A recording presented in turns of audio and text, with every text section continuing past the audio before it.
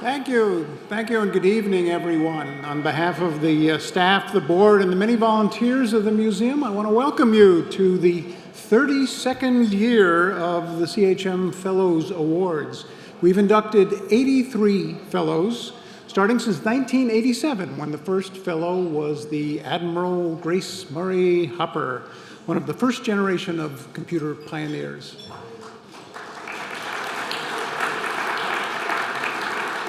I think she's now much more famous than she was then, and maybe we have something to do with that. The goal then as now is to make heroes out of technologists, to put them on a pedestal, to celebrate their achievements, and to use them as role models for the next generation.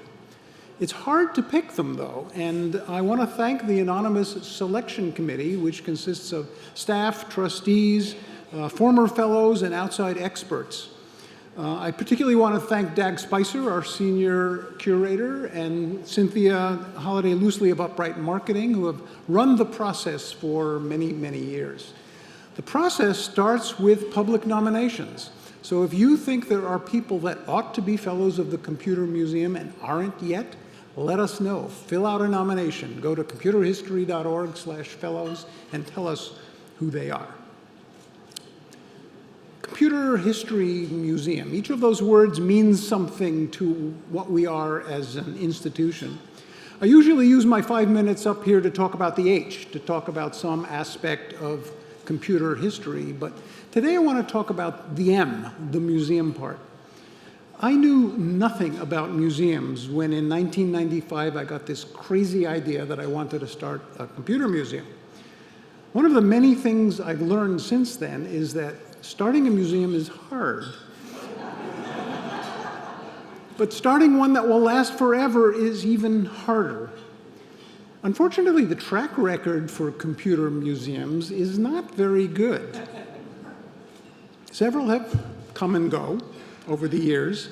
The Computer Museum in Boston, which is our spiritual predecessor, is an example. It existed as a public museum on the wharf in Boston for 15 years, and unfortunately, eventually ran out of money and had to close in 1999. Last year, 2 of the computer museums in the world lost their founders and their prime benefactors. The American Computer Museum in Bozeman, Montana, which I have often called the second best computer museum in the world, was started by an amazing guy named George Karamudgev and run by George and his wife. And George, sadly, died on the operating table late last year, having a heart valve replacement. The Living Computer Museum up in Seattle, which does a wonderful job at restoring and recreating old computers so that they continue to live, lost their founder and prime benefactor, Paul Allen. The future of both of these museums is unclear at best. CHM is now 20 years old, and we've done pretty well so far. Cumulatively, we've raised in excess of $100 million. We have a $30 million endowment. We own 3 buildings. This building, which is the exhibition center, a warehouse over in Milpitas, where we store the 50,000 artifacts that aren't on display, and a research and archive center in Milpitas, where we do documents and video and processing. We get about 250,000 people coming to this building every year. Based on a recent survey of museums on budget size, we are in the top 15% of all museums in the United States. Those are all...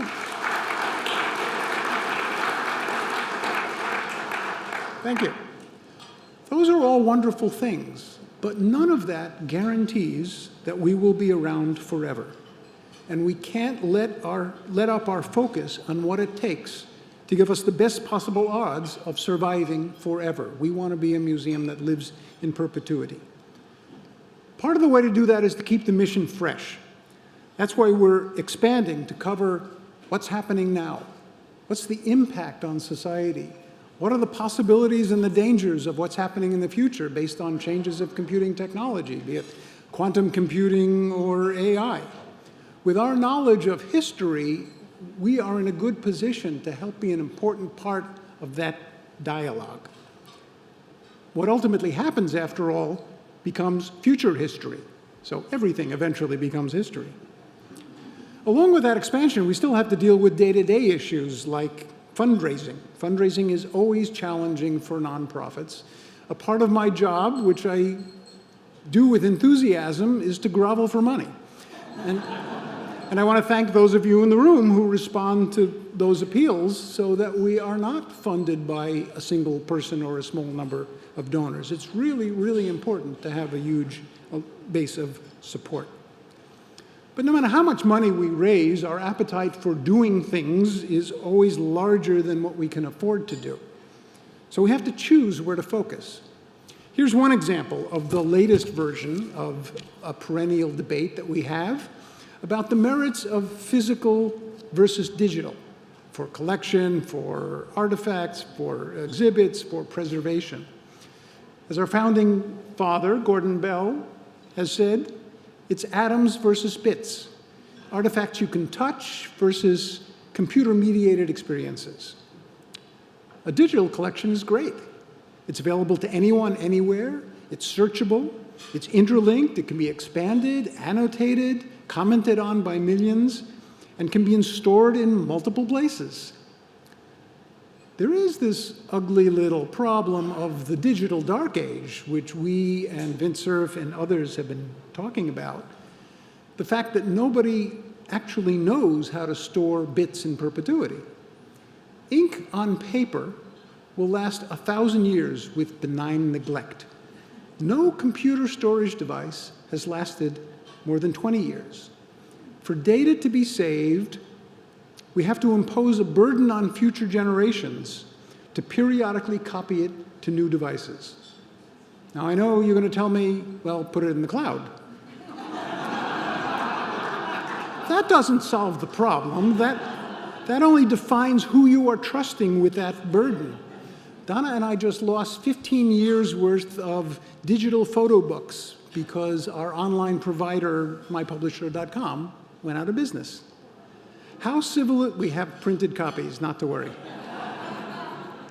How civilization can preserve its digital heritage in perpetuity is an open question. It's an unsolved problem. Now, in favor of physical museums, museums have traditionally been a record of a material culture. Objects make great exhibits. Visiting museums is often a social and a family experience, which generally doesn't work as well online. Preserved objects can be examined now and in the future to try to answer questions that the creators of digital versions of those objects didn't think to ask. Computer historian Doran Swade uses an allegory about preserving the button from Napoleon's coat, because we might someday want to do a test, like a chemical test or a DNA test that couldn't have been done before. You can't do that on the digital image. We don't know what future generations will want to know. There's also an enormous appeal of physical artifacts. You know, 1 million people a year stand online in Washington to look at the Declaration of Independence. Why do they do that? They already know all the words, or they can look it up. There are copies of it everywhere. They get no information out of that visit in the Wikipedia sense of information. But there's something transcendent about being in the presence of an original link to the past, be it an historic signed piece of paper or the historic ENIAC computer that's downstairs below us. Donna and I in July are going to the Dordogne region of France, and we look forward to having that kind of transcendent experience with the cave paintings that are a record of the dawn of civilization 20,000 years ago. Maybe the warehouse of the Computer History Museum will be where people thousands of years from now go to experience the dawn of the computer age. Look, the answer to this debate of physical versus digital is that we'll do both. We'll collect atoms and bits. We'll exhibit atoms and bits. But having the debate is important because we need to set priorities and to allocate resources in order to maximize our impact now and our long-term value. Tonight, though, is not about collecting atoms or bits. It's about collecting people and their stories. The value of that is never up for debate. We do it with thousands of videotaped oral histories, with hundreds of public programs, and with the 83 remarkable people who will become fellows tonight. I'm sorry, the 83 remarkable people who have become CHM fellows in the past, and the four we will add to. We will not subject you to yet another 83. Pay attention. Only 4 new ones. Clearly, building a permanent museum is hard, and doing that requires skillful leadership. We have the skillful and experienced leader who has accepted the challenging but exciting job of guiding our expansion and strengthening our position as a long-term institution that makes a difference in the world. Please welcome the CEO of the Computer History Museum, Dana Lewin.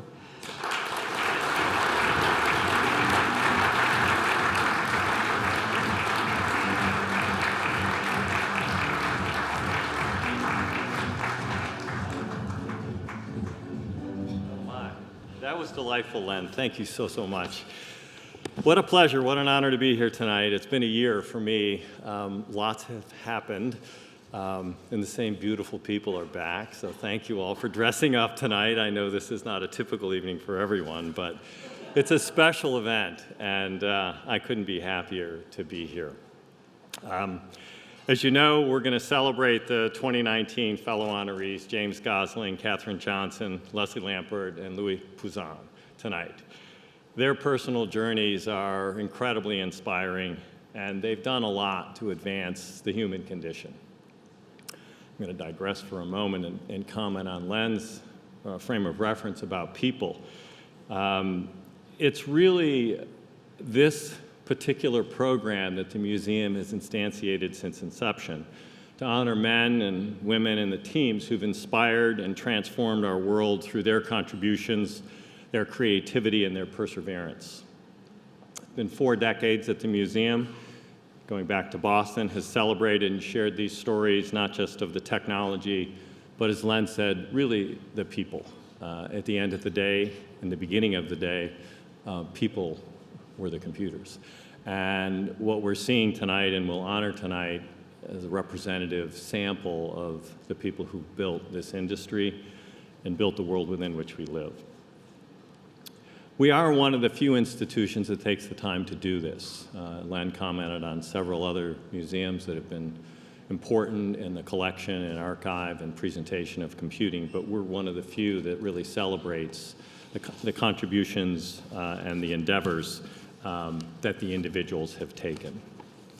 And I would comment at the moment, and Len's reference to Vint Cerf, I think, is important in the sense that one of the honorees tonight was an incredible influence on Vint.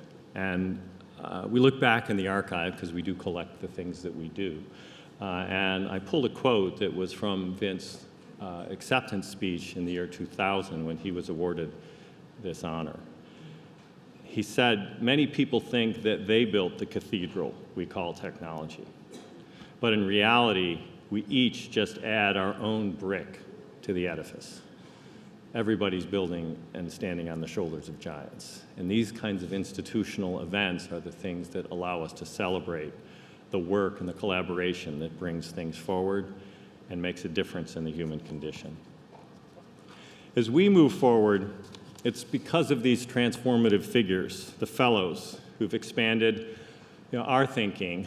And as Len commented, I've been here a year, and my enthusiasm came about when I was asked about a year and a quarter ago to consider taking this position. And I had some thoughts about the institution, having been here since inception. I've lived and worked in the area for over 40 years. And this place stands for something that's really, really, really important.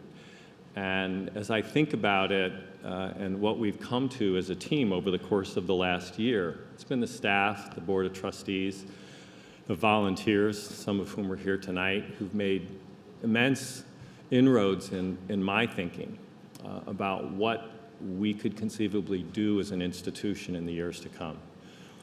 And I came with a worldview that I believe needed to look out a decade. It's probably about as long as I can stick to just about anything these days, but what should we be focused on 10 years from now? I think Gordon made some reference and comments to that. At the same time, I started to stand back and think a little bit about the challenge that museums face, as Len pointed out, and the challenges that history museums in particular face. And a couple of things came to mind, and so I'll share them briefly. And that is that at the end of the day, again, it's a funny phrase to always be working with, but history is really not about the past. It's about the present, having a conversation with the past, because it's the people here and now who are thinking about why are they here. And so we've taken this notion of Computer History Museum, and you see it on our logo and on our word marks, and you see it all the time in how we represent the institution as CHM. And so the fundamental premise of computing, humanity, and meaning, and then answering the fundamental question that we all face today of what does it mean to be a human in a world that doesn't exist without computing. And that's the challenge that we face, is to present the topics in the conversation in the context of what matters today, pull from the historical archive relevant information, and then to project forward. So there'll be this constant movement between what we've done and what we anticipate and the people who are making those things happen. And it's because of the people that we're going to honor tonight. Their names will be added to the wall on the outside of this particular auditorium. These fellows are the ones who will help us write the next chapter. So with that, I'd again welcome you all tonight. At this time, I'd really like to thank the sponsors as we move on with the program. So Microsoft and Accenture, please.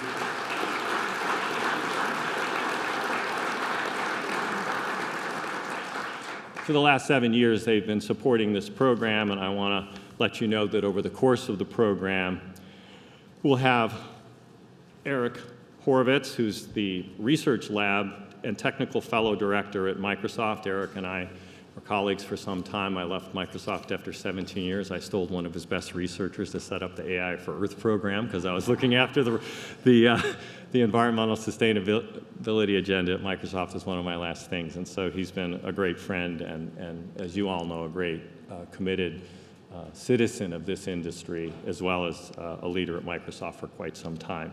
And Accenture Managing Director, Thomas Sturmers. Thomas, where's Thomas? Thank you so much. Thomas and I met just a little bit ago in November at a conference, but he'll be representing tonight Accenture and their ongoing support. Thanks so much. Okay, we'll move on again. So I'd like to also reference the supporting sponsors and make sure that we get everyone represented appropriately. You'll see them on the screen. And then move on to, there you go, thanks so much.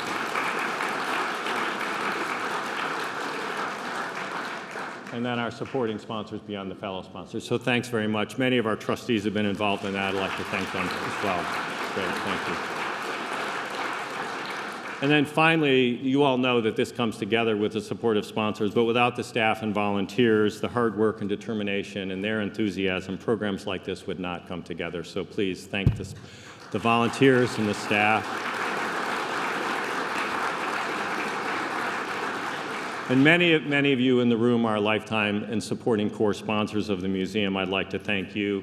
And then in general, let's give a nice, wonderful round of applause for this year's inductees for the 2019 Fellows Program. Thanks very much.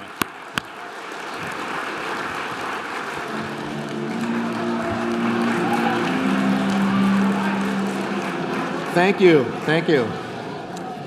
Good evening. It is, let me shuffle some papers around here a bit first. So, welcome to the Computer History Museum. It's an honor to be here tonight. So Accenture is proud to serve as a headline sponsor for the 2019 Fellow Awards. As the world's leading consulting firm, we at Accenture understand just how quickly the tech industry has changed and progressed. Technology has transformed our world at an increasingly rapid pace. And Accenture is proud to help companies and individuals harness the power of technology to positively impact our future. Our eyes are always cast toward the future. In fact, our name, Accenture, is a hybrid of accentuate the future. And it can be easy to forget that change and impact are only possible because of the solid foundation that we build upon. Just looking at the distinguished Hall of Fame fellows on the wall outside this room, many of whom are here tonight, gives you an appreciation not only for the progress that we've made, but of those that have preceded us. And it inspires us as we move forward to a future loaded with possibility. Computing has transformed the world, and you fellows have transformed the world. At Accenture, we celebrate this history as we look forward to the future, and that's why we're proud to support the Computer History Museum. So on behalf of Accenture, representing the 477,000 employees worldwide, I'm happy to welcome you tonight and join in celebrating history with the induction of the Computer History 2019 Fellow Award Honorees.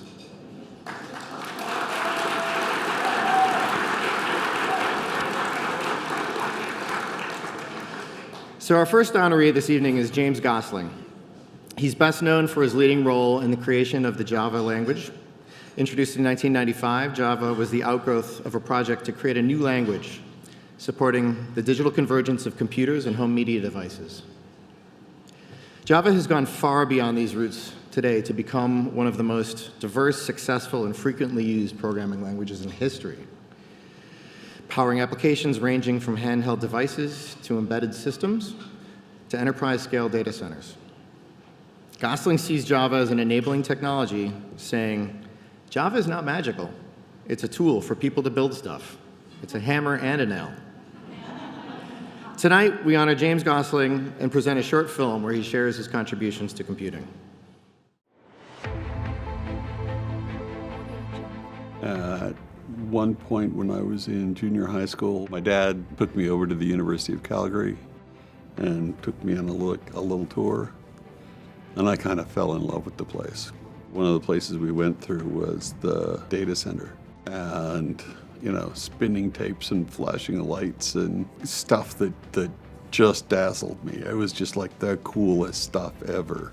So I taught myself how to program in Fortran and PL1, and they had some small little mini computers. They had some PDP-8s.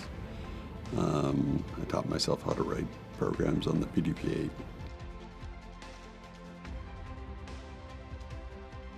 Steve Jobs, when he went to Next, was saying, that consumers are relevant. And, we thought, yeah.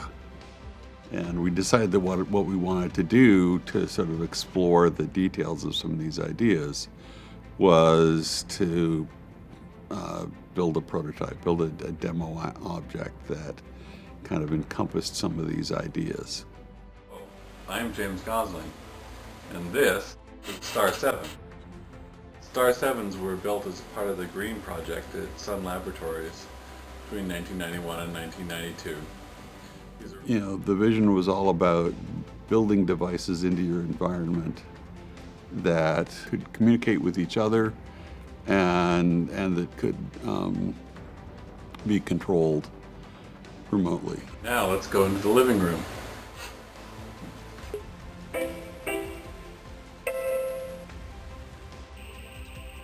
One of our scenarios that we were trying to solve was the fact that, TVs and VCRs of the day, they all had their separate remote controls, and this felt like madness.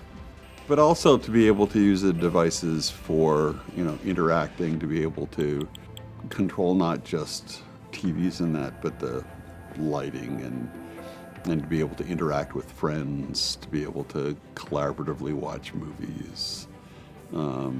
share all kinds of information. So we were coming to this realization that all the work that we were doing with the phone companies and with the cable companies was going absolutely nowhere. Because we were a bunch of engineers from Sun, everything that we had built had been based on internet technologies because it was the right answer. So we started working on a web browser and that we called Hot Java, and the primary thing that we were trying to put into it was the ability to have live interactive content. One of the applets that I had written was one that would display a 3D model of a molecule. So at the TED conference, it was either late '94 or early '95, I forget. When the time came for our demo, people were really used to seeing web pages that were just text and pictures, and so this web page comes up that's text about whatever the molecule was, and then a picture of the molecule. And I took the mouse and I moved it over to the molecule and I dragged it, and the molecule rotated. And this was the first time that any of these people had seen like an interactive dynamic object on a screen in a web page like that. And that happened in the audience was really amazing. The deal with Netscape was really important in getting this embedded in browsers and spread around the world. We worked really hard to make it so that if you had a desktop app, it could run on a Mac, it could run on a Unix box, or it could run on Windows. But all of those boxes had their own very specialized, weird services. And it took quite a long time to get things like cut and paste to work, so that we would have a consistent API across all the platforms. In general, desktop apps have kind of disappeared from all the platforms. I mean, it's really kind of crazy the extent to which web apps really took over the universe. Java became the platform for driving web apps. We're now nearly 30 years since the first Java program ran, and it's really hard to do anything in modern life without somewhere in that chain you're interacting with a Java program.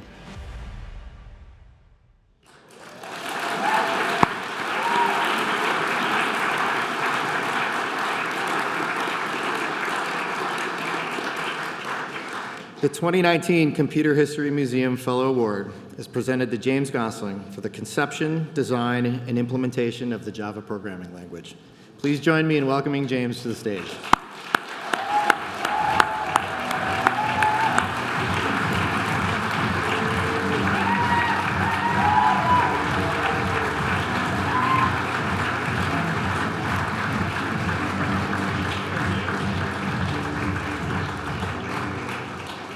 Well, thank you, everyone.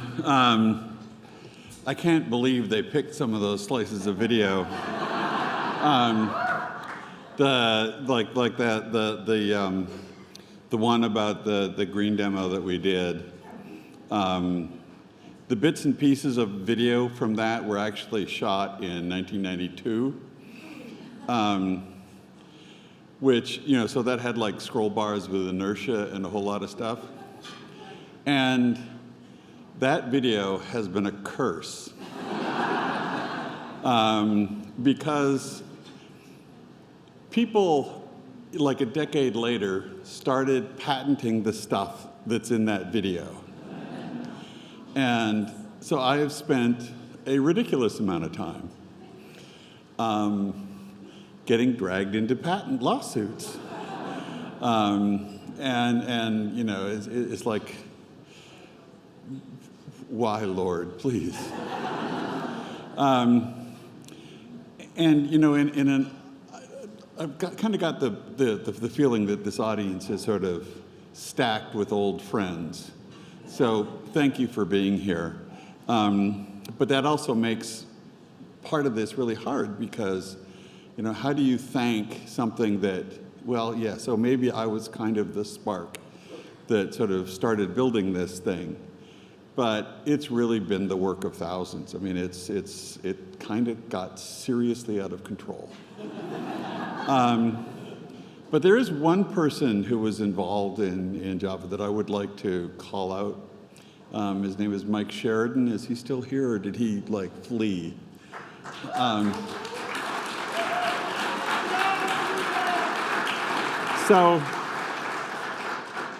So yeah, I did Java, but he did the reason for Java.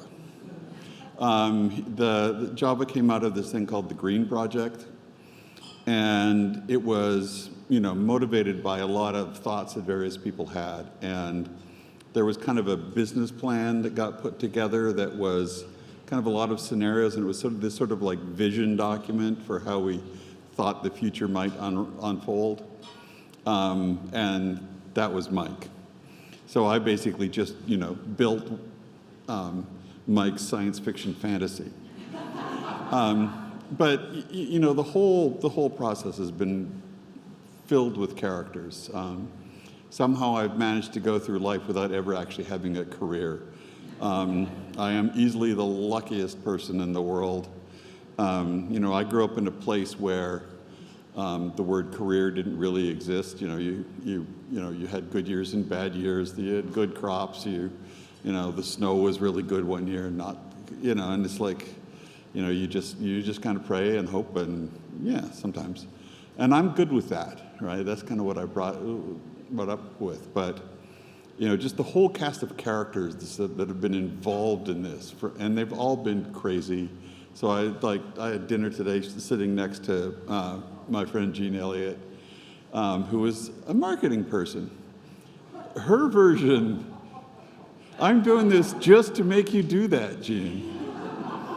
Her version of an excellent marketing stunt was to put advertising printed on a condom and put it in giant punch bowls at conferences so that geeks could grab handfuls of condoms, which is so many layers of cognitive dissonance there.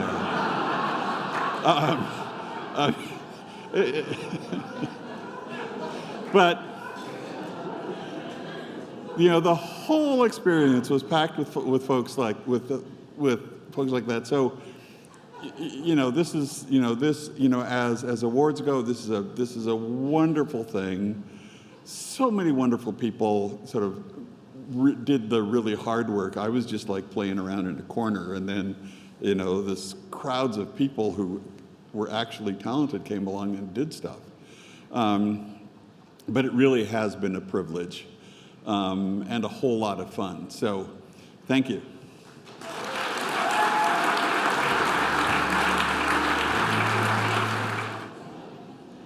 So our next honoree is the remarkable Katherine Johnson. Johnson's work at NASA began before any person had ever left the Earth's atmosphere and continued through the age of the space shuttle.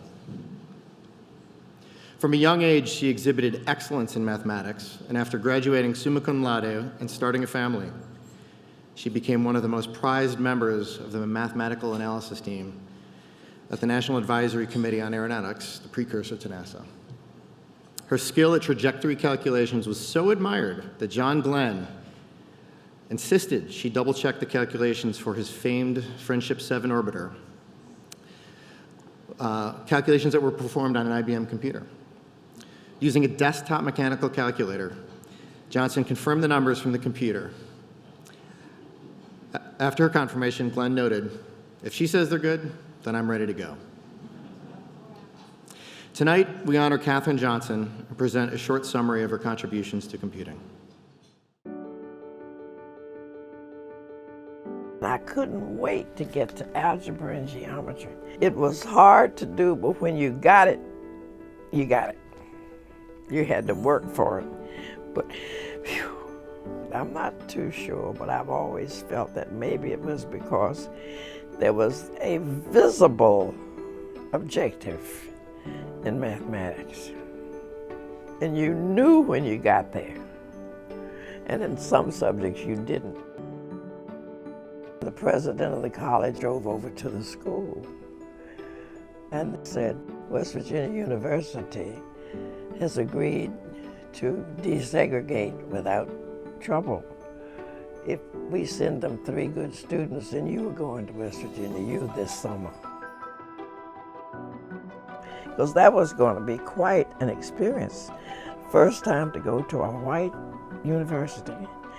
Going to be the only black woman there. It was not going to be easy. So my mom stayed with me that summer. And she and I had a merry time.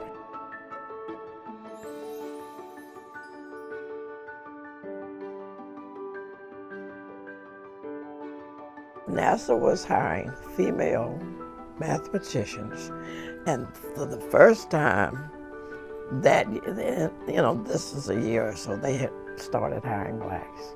There was a group of white mathematicians, and just a year or so before, I don't know how many years, they had opened it up for blacks. So there were 2 separate groups? 2 separate groups. But doing basically the same work? Doing the same work, right. Did that seem like a strange arrangement to you? No, to me it was, I was finally going to find out what a research mathematician did. John Glenn was to be the first astronaut to go up into the atmosphere and come back. And they wanted him to come back in a special place. And that was what I did. I computed his trajectory.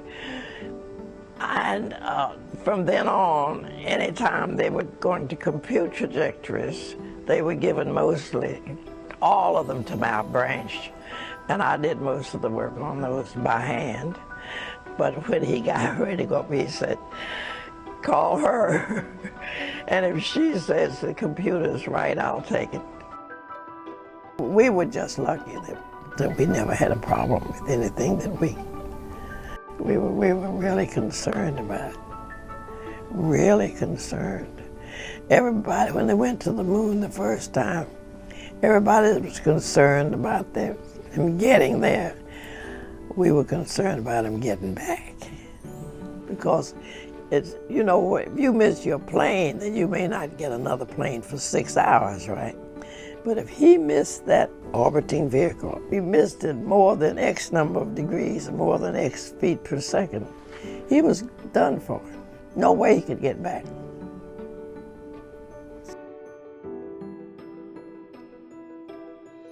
You've got to learn this early, that you are as good as anybody else, but you know better than any of these people. So conduct yourselves accordingly.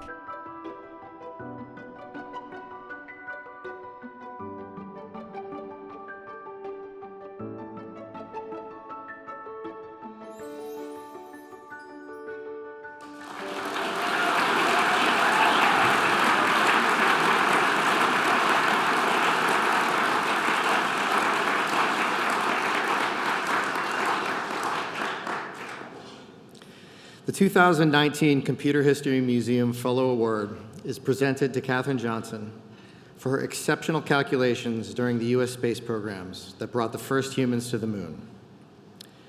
Due to the recent passing of her husband, Katherine could not be with us tonight. But here to accept the award on her behalf is her close friend, space medicine researcher and NASA astronaut, Dr. Yvonne Cagle. Welcome. Please join me in welcoming Dr. Yvonne.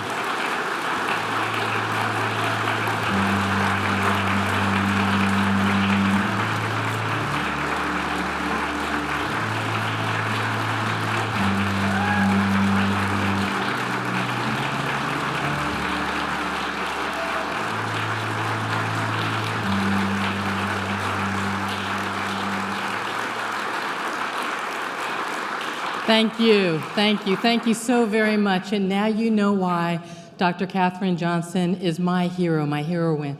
Is not just because of launching to the moon, but of getting us back home. No pressure. I mean, what kind of pressure it is to follow this? I mean, there's really, talk about pressure. But actually, there's no pressure because this is space and this is what we do. Good evening. I'm Dr. Yvonne Cagle, NASA astronaut, and it is my distinct privilege to recognize, speak, and receive on behalf of Dr. Katherine Coleman Goebel Johnson. Now, you may not actually recognize me tonight as the same. I think we have a picture of what you see here. This is actually me at the Oscars, the hidden figure by choice behind the hidden figure. And I can assure you that tonight, Dr. Katherine Johnson is just as delighted as she was on the world stage amongst you here, her peers in a different category. So thank you again for your presence and the opportunity to speak on her behalf. Now, I first met Dr. Katherine Johnson in 1997. However, her lifelong legacy has inspired me long before that year, long before that year. And that's because hers is a legacy that stays with you all of your life. So with Dr. Katherine Johnson, it would take more than a lifetime to give back to her in any way that would even begin to be calculated to approximate even the equivalent degree of inspiration. Now, with all of that math speak aside, what that means is that the only thing that I can do, and what I continue to strive to do each and every day, is to pay it forward to our next generation of future explorers.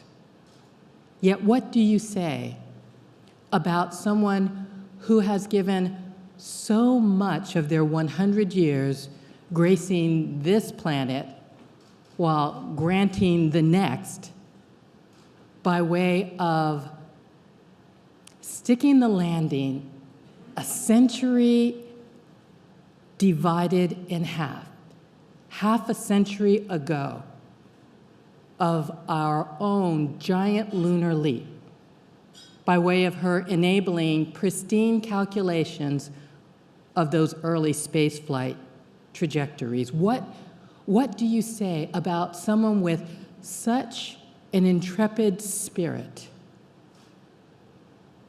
who continuously, courageously, throughout the course of her legendary 100 years, to tirelessly and yes, even cognitively champion and persevere against all odds, against those who persevere against the odds?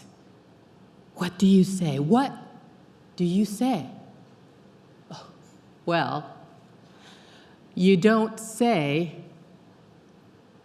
anything. You listen. So tonight and every night, let us listen to that voice hidden no more. In the words of Dr. Katherine Goebel, Dr. Katherine Coleman Goebel Johnson. And I quote, "Thank you for this extraordinary honor. I've gone from being a computer in a skirt to an advocate for women and girls in science. This has been the greatest honor of my life. The magic about tonight is that you are recognizing the men and women across computing history and giving them a voice. You are providing a platform for so many to share their story, and together we are rewriting history in a way that allows everyone to see their place, backward and forward. I am proud to be able to share my story tonight. End quote. Ad astra to the stars. For that voice, Dr. Katherine Coleman Johnson. Hidden no more.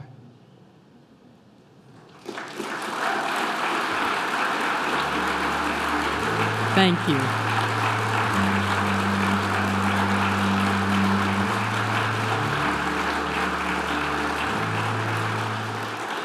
Thank you very much. It's an honor for Microsoft Research to serve as a sponsor of this event tonight. At Microsoft Research, our dual mission is to advance the frontier of computing and to vigorously transfer those advances into real-world innovations. And that joint mission is built on a culture where we tend to call out creativity, collaboration, and joy in computer science research. Now, walking through the halls of the Computer History Museum is like walking through a timeline of joyful and collaborative creations. The hallways and exhibits literally show cascades of brilliant ideas on their way, typically, right at the edge of becoming world-changing computing products and experiences. And we at Microsoft Research resonate very deeply with the celebration of innovations and innovators by the Computer History Museum, and which allowed it to provide support to the museum and its events. Now, it's an honor for me, a deep honor for me, to present the Fellow Award to the extraordinary Leslie Lamport tonight.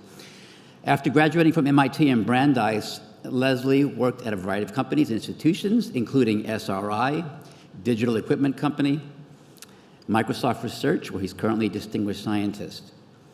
Leslie is one of computing's great theoreticians, widely known for his creative work on algorithms and for formal modeling and verification protocols that impose well-defined coherence on the behavior of distributed computing systems. These are systems where separate autonomous computers communicate through messaging interfaces. These contributions have resulted in improved correctness, performance, and reliability of distributing computing systems. Beyond the real-world outcomes of this work, Leslie's papers and his theoretical results on distributed systems, such as the Byzantine generals problem and the part-time parliament, are classics in computer science. Now, many of us going through grad school and even today writing papers know Leslie well beyond his work on distributed systems for advancing Donald Knuth's TeX system with the development of the LaTeX document preparation system in the 1980s. This work revolutionized the process of document creation and has been widely accepted. Tonight, we honor Leslie Lamport and present a short film where he shares his contributions to computing. I look at things from a very physical perspective, and which I think gets me looking at the essence of problems and not getting confused by language.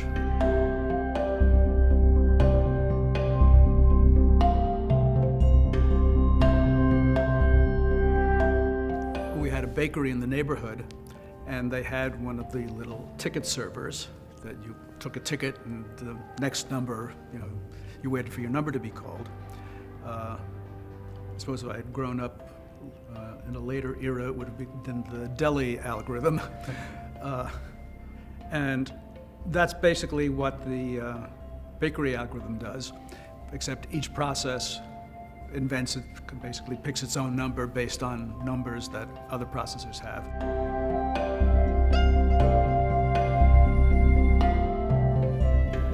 The obvious project for me to work on, I suppose they had it in mind when they hired me, was the Sift Project, which was to build a fault-tolerant computer system to fly airplanes, essentially. It was a NASA contract. And that was the work that, or the contract that led to the Byzantine general's work. What was there was the notion of the problem, namely achieving consensus in the face of completely unreliable processors. So I had an algorithm that would tolerate arbitrary failures, including processors that acted maliciously. If you look at, what LaTeX is, it's abstracted away a lot of the details of tech, so that using LaTeX, one thinks at a higher level, above the typesetting level, and at the document level. That's the goal. I've always found that the real problems, the important problems, were motivated by people in industry having things they wanted to do. Well, Leslie has really, I think it's fair to say, laid the foundations of distributed and fault-tolerant computing. And nowadays, when we have machines with dozens of cores and data centers with hundreds of thousands of computers in them, this is just the way computing's done. And Leslie showed us how to do it reliably.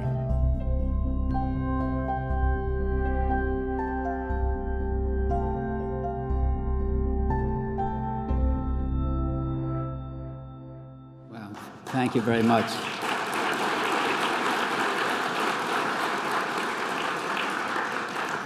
And I thank Butler for saying that beautifully and shorter and sweeter than I said it. The 2019 Computer History Museum Fellow Award is presented to Leslie Lamport for his contributions to the analysis and design of distributed computer systems and for the creation of the LaTeX document production system. Please join me in welcoming Leslie to the stage.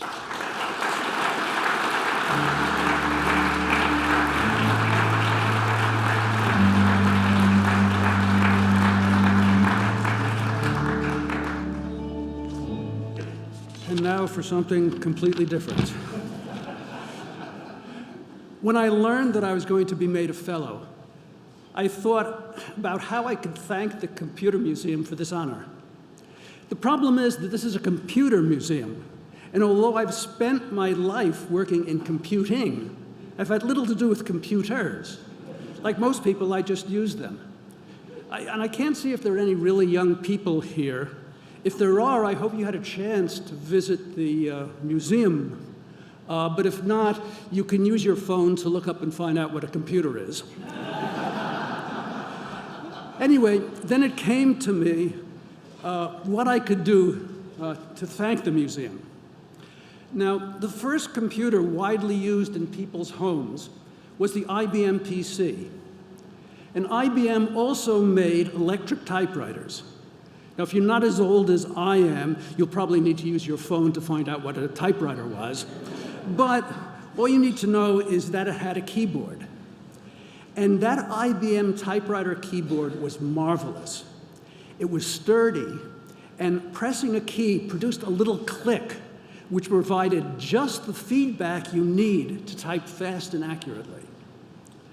Now, I don't know if it's true, but that there was a rumor that when the head of IBM's typewriter division learned that they were going to produce the PC, he saw the handwriting on the wall. And to protect the typewriter business, he insisted that the PC come with a crappy keyboard. Well, true or not, the keyboard on the first PC, and to my knowledge, all other keyboards since then were crappy. All except one. The keyboard that came with the second model of the IBM PC, the PC-AT. For some reason, that keyboard had the same action as the keyboards on IBM typewriters. And the first computer I had at home was a PC-AT, which I got in 1985. Now let me tell you something about my background. When I was in junior high, I took a typing class. Now the class used old mechanical typewriters with very stiff actions. It almost took me 2 hands to push down a key. So I developed very strong typing fingers. As a result, I've always been hard on keyboards. Back when I worked in an office, people in nearby offices used to comment on how loudly I typed. Young people can use your phones to find out what an office was.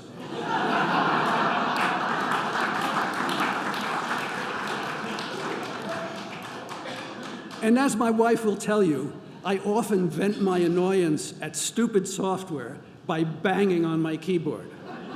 And you know that there's an awful lot of stupid software out there.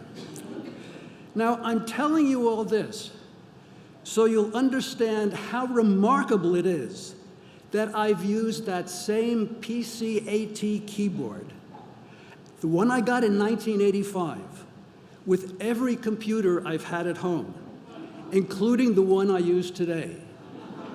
And it works just as well as it did in 1985.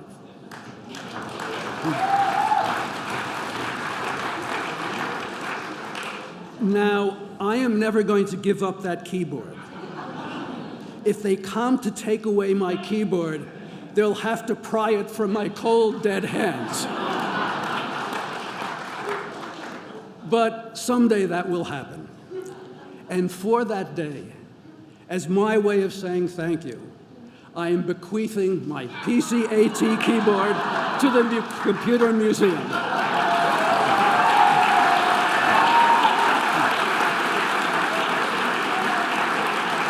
Thank you.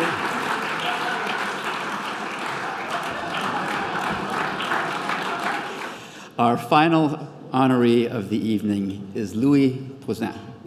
Louis is being recognized for his early contributions to the concept of the datagram and connectionless networks. And early in his career, Pouzin worked on the influential CTSS early time-sharing system at MIT. In 1971, Pouzin was asked to develop a national computer network for France, which led to the development of the Cyclade network. Cyclade was developed around datagrams, packets of data that could be sent across disparate networks, allowing each piece of a message to take a different path and arrive in any order. Pouzin's work on datagrams helped lay the foundation for parts of TCP/IP Internet Protocol. Tonight, we honor Louis Pouzin and present a short film where he shares his contributions to computing. After graduating from the École Polytechnique, Louis Pouzin became fascinated by a new field, computing. He took a job at Machinesbull, working on mainframes to pursue his interest. I didn't understand programming yet. So I asked my boss to find me a place and try to get to the States, the United States, for some time for the purpose of learning English and learning programming. Pouzin contacted Professor Fernando J. Corbato of MIT's groundbreaking Compatible Time-Sharing System, CTSS. After a few weeks, I got a proposal from Corbato to work at MIT to develop commands for the CTSS. Well, I wrote 1, 2, 3, 4 commands. Maybe I wrote something like 20 or 50. My colleagues were happy because they needed always additional commands to simplify their work. So I thought if I could mechanize that operation and produce automatically what people were doing manually before. And I call that runcom, meaning running command and so on. It became instantly popular and was later incorporated into both Multics and Unix.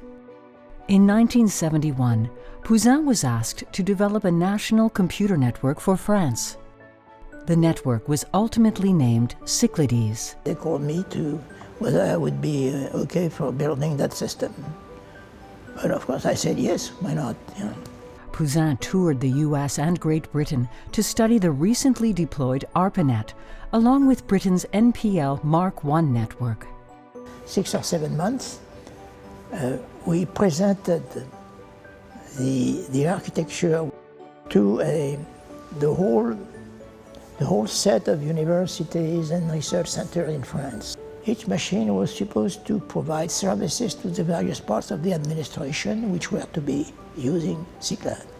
And therefore, they had the freedom to develop their own database or to use database they already have. The basis of the network's communication was a data transmittal system Pouzin named datagrams, a combination of the words data and telegram. Datagrams are like a postal system for packets of data. The packets can take any route and arrive in any order, unlike in connection-oriented systems, where packets can only go in single file along certain routes. Datagrams could help with the field's next big challenge, connecting networks together into networks of networks, called internets. In 1972, Pouzin co-founded the International Packet Network Working Group. It was a way to bring together all the teams I had heard of who were involved in designing and building and operating computer networks. Group members had experimental internets running by the mid-1970s, including the one developed by ARPA that evolved into the global internet we use today. ARPA started on a different path, but eventually incorporated datagrams into its standard. But finally, they were using datagram. Perhaps, we didn't have the same format exactly because depending on the address size and so on, and control bits and so on. But that's details, but the principle was just the same. Louis Pouzin is now part of a movement in Europe to offer an alternative to the American-dominated domain name service. Where we started discussing about things which were taboo at the time, discussing the DNS, the name system, which the Americans didn't want anybody to be part of that. We had a relatively easy way to convince people that domain names should be in native languages, that they should be handled by each country and so on. If we're very optimistic, we would say the net will be accessible everywhere, no matter where we are, and no matter what the costs are. Computing things will be always difficult. The cost of making it work should be shared by the whole communities of people. Well, that's what I hope.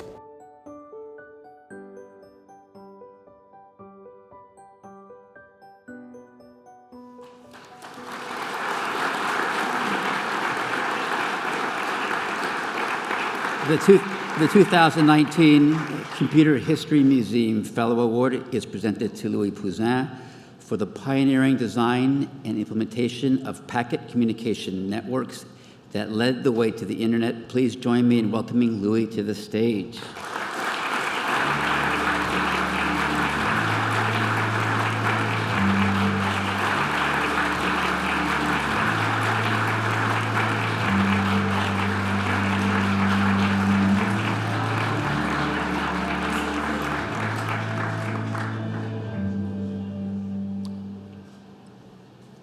Good evening, all. Ladies and gentlemen, experts and non-experts. But I'm very honored to be part of that meeting, that because of the brilliant number of people who I can meet here, including the people I met 10, 20, maybe 30 years ago. And just to tell you a secret, I was born before the internet. And then, of course, when I read a piece of article in the French paper Le Monde, what the new technology was sort of supercomputing, electronic computing, which would do things thousands or 100 million times faster, I was sold on that. So I moved to a company which was dealing with computing. Actually, computing was on punch cards. But it doesn't matter. We had the idea that we would move towards a world in which things would be extremely fast. That's where I moved from company to company so that I could always have the kind of job that I wanted. No, the important thing in your life is to be happy in what you're doing. You know? So if the company makes not you happy, go someplace else. You know?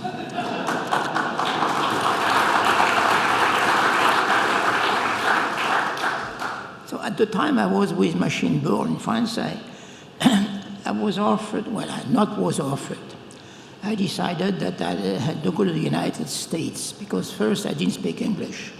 Second thing, I didn't know computing, I didn't know programming, and I had about 40 engineers working in my group, but they did programming, but I didn't know what they were doing. So I was embarrassing, but my boss was sufficiently understanding my problem that he found some place to go to the US to learn what I wanted, programming, English. And he suggested MIT. Okay, why not? I had no idea what MIT was, you know. But then I got not funding, since at that time my company didn't want to pay for anyone to go someplace else. So I sort of got a limited arrangement with my company. Let's say if I get sick, when I was in the US, they had a health plan so they could pay for the Social Security in order for me to return. But except for that, I was free to find money where I could.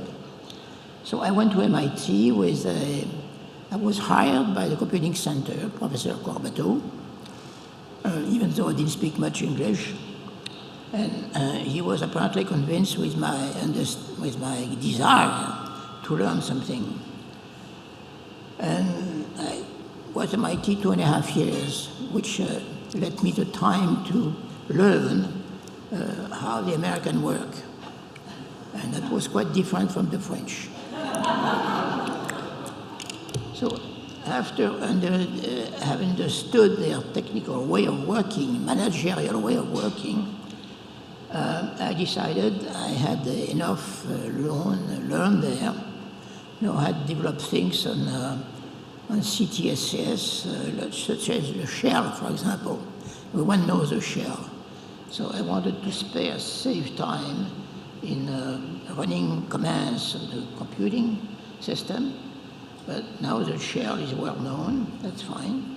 But when I returned to Bull, they had been hired, the company had been bought by General Electric. And there were a lot of people coming from the US speaking English and so on. Fortunately, I could speak to them. And my boss was actually an Italian, but better thing. So an Italian who understood very well Europe manners. So he was keeping me around to go and trying to sell customers the big machine, General Electric 600. Well, after 2 years, I knew every airport in Europe, and I wanted to have another job. So I asked my boss to get me an idea about that. They say, well, you're a special kind of people. You're an engineer, and we have a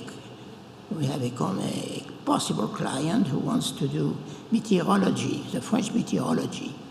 But then, what is meteorology? Well, you compute a lot of parameters to decide what will be the next weather the day after, possibly. At that time, they was already computerized in some labs in the US, but it would take 3 days to get the weather for the next time. So it was a little bit not very practical, but of course we thought that would get better with the time. Computer would be faster, and second, people would have better algorithms and better observation point, whatever. So my company said, well, what if you would take up the contract with the French meteorology? That's something what interested you. Well, I said, okay. And I went to take a seat at the meteorology. Managed to get a little team to work on that. And we developed a system to handle meteorology. But it was not a computer from Bull, because General Electric has apparently given up selling computers in Europe. So the meteorology had other control data systems, which was not Bull.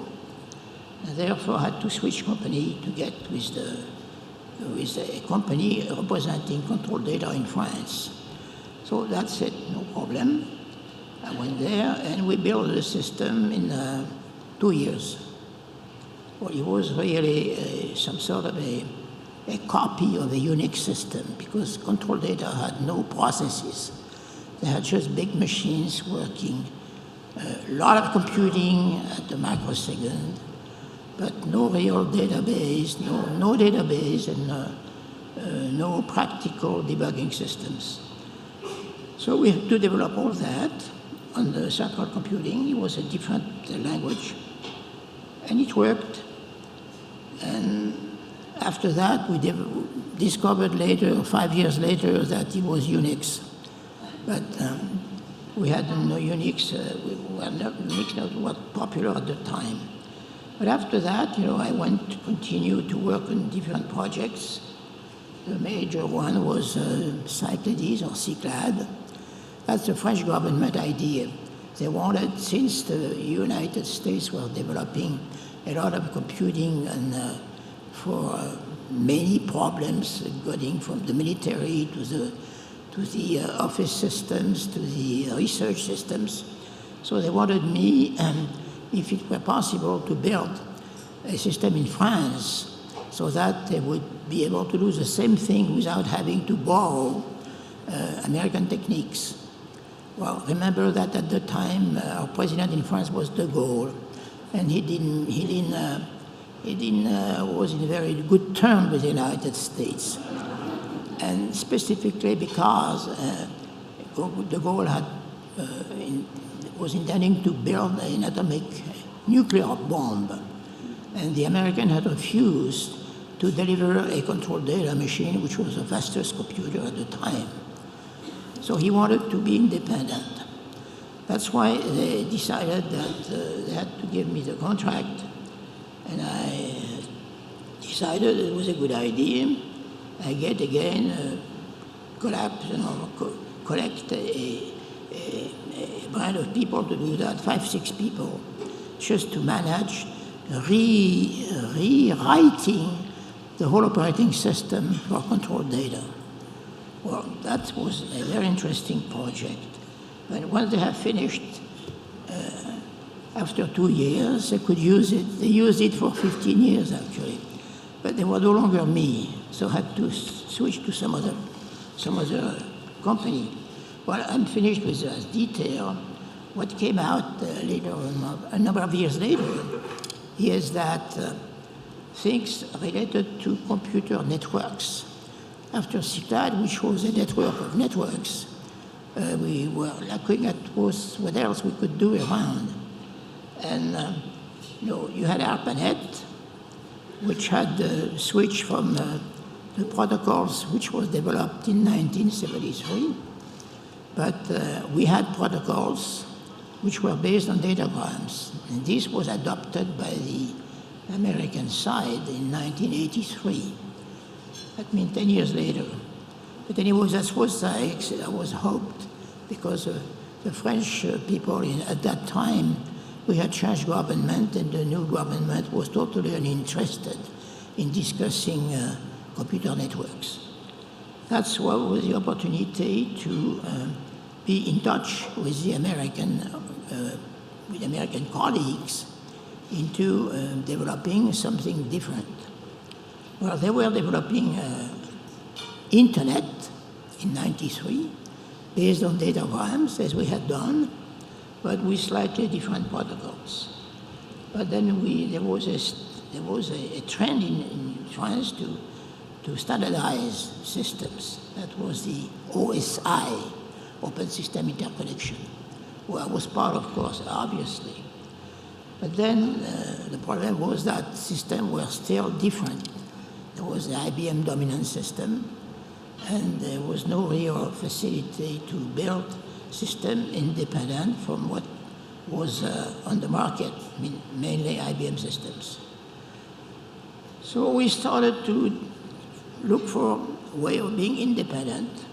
That's where I created OpenRoute, a way of using the internet with different DNS, different domain name system, totally independently from what ICANN was doing.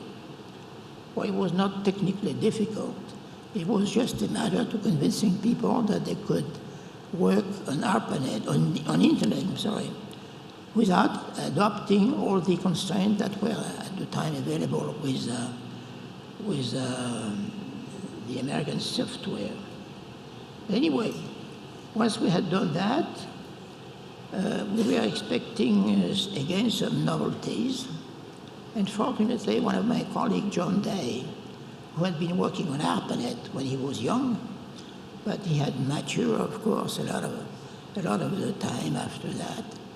He had written a book on RINA, Recursive Internal Network Architecture.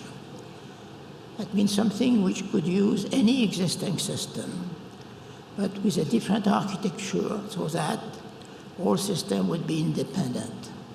They could use their particular protocols, their name system, their parameters, and be securely independent, which was not the case in the previous development of the internet.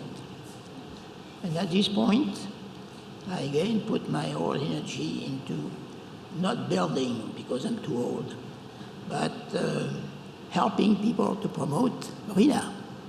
That's my job now. We cooperate. We now have a lot of people, 500 researchers in Europe working on that. And recently we have a whole country, which means Armenia. You know where Armenia is? You don't know, of course. It's a little country.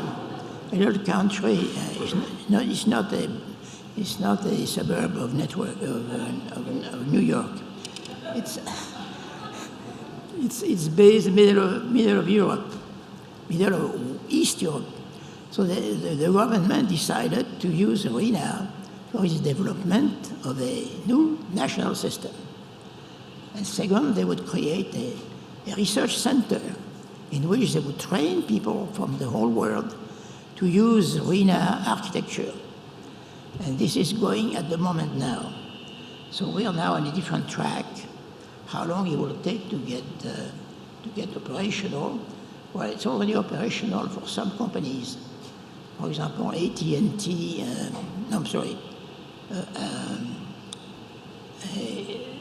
the telephone company in Germany is now developing on RINA. A hospital I think it's in Oslo, is using also RINA and so on. So it's beginning to catch up. But of course, we need a little bit more of experience to get that more widely accepted.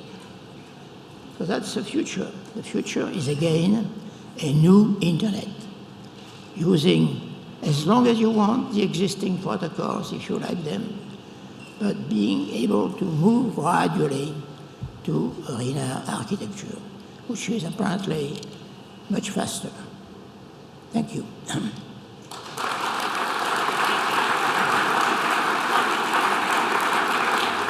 Thank you all so much for the evening. So, let us take a moment and thank everyone for the evening, in particular the staff and the volunteers, our 2019 fellows, my friend Eric Horvitz, Thomas Sturmer from Accenture, coffee and dessert downstairs. I hope you enjoyed the evening, and again, thanks for your support of CHM. Great.